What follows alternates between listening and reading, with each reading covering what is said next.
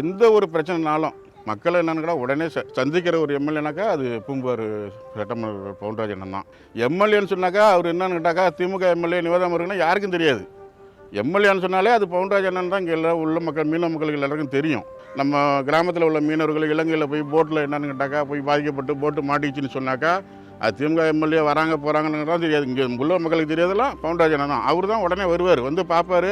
ஒரு அங்கே இருக்கிறவங்களுக்கு ஒரு பிரச்சனை அங்கே போய் மாட்டிக்கிட்டாங்கன்னு சொன்னாக்கா இங்கே மக்களை வந்து பார்த்துட்டு அவங்க வீட்டில் அண்ணன் இல்லை அப்பா இல்லை அது நான் இருக்கிறேன், என் மக்கள் மீனவ சகோதரர்களுக்கு மீனவ மக்களுக்கு வந்து பாதுகாப்பாக நான் இருப்பேன்னு சொல்லிட்டு வந்து ஒரு ஆறுதல் சொல்லிவிட்டு அவங்களுக்கு ஒரு நிதியுதவி கொடுத்து அவங்க வர்ற வரைக்கும் அதுக்கு உள்ள நல்லது கிட்ட பார்த்துக்கம்மா நான் போட்டை மீட்டுக்கிறதுக்கு நம்ம பொதுச் செயலாளர்கிட்ட எடப்பாடியார்கிட்ட சொல்லி நான் என்ன பண்ணணுமோ அதெல்லாம் செய்கிறேன், நான் வந்து இந்த போட்டை மீட்கிறதுக்கான நடவடிக்கை எடுக்கிறேங்கிறதெல்லாம் எடுப்பார். திமுககாரங்களை போய் கேட்டால் கூட என்னென்னு கேட்டாக்கா பூம்புகார் இப்போ எம்எல்ஏனாலே பவுன்ராஜன் தான், அவர் தான் நல்லா செய்வார். வர்ற எலெக்ஷனில் அவர் வந்து நின்னாக்கா அதிக வாக்குகள்லாம் வித்தியாசத்தில் வெற்றி பெறதுக்கான வாய்ப்பு அதிகமாக இருக்குங்கிற மாதிரி இங்கே மக்களோட எண்ணம். கரையோரம் உள்ள மக்கள் எல்லாமே அதான் சொல்லுவாங்க. அதுதான் எங்களோட நிலைப்பாடும்.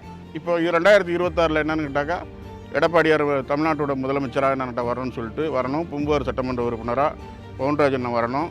மீனவ மக்களுக்கு நிறையா நல்லது கிட்ட நிறையா செய்ய வேண்டியது இருக்குது. அவங்க வருவாங்கன்னு சொல்லிட்டு நாங்கள் எதிர்பார்க்குறோம். எங்கள் ஓட்டு ரெட்டலைக்கு.